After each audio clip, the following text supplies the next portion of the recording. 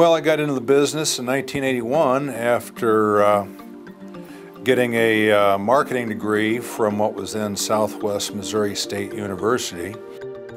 What I do is to treat everybody that I deal with individually, not to make any assumptions about what their objectives are, but try and help them, particularly on the retirement path, to accumulate funds in a fashion they understand or are comfortable with.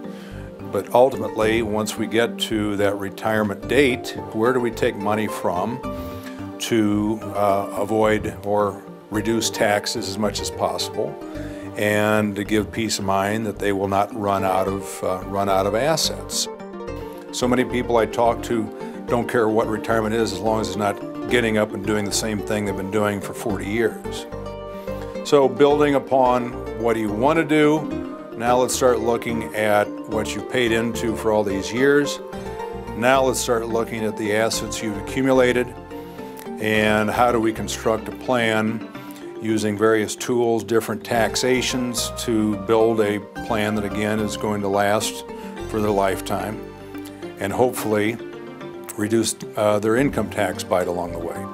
Obviously with supposedly 10,000 baby boomers retiring every day for the next 30 years, there's a lot of people that need to be counseled out there to get them from, now I've made the money, now what do I do with it?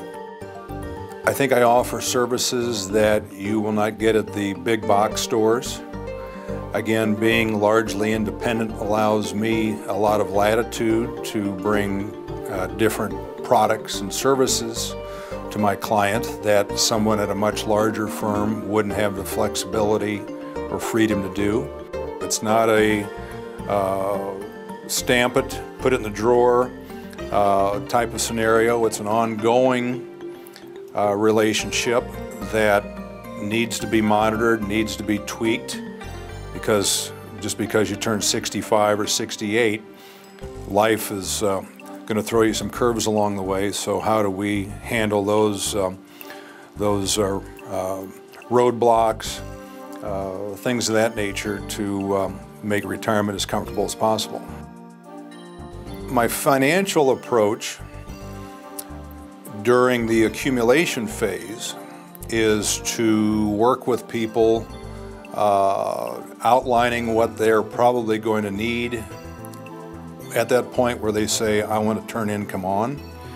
And again, trying to look at how different types of programs, whether it be 401k or IRA or non-qualified investment accounts, meaning they're not IRA or 401k, how do these different assets work together, Roth accounts, life insurance, all these, how do they get you from where we're accumulating assets to at that moment where you say turn on the income, we have enough different types of assets accumulated that have different tax advantages that we can start to determine what makes the most sense to draw upon and when and why.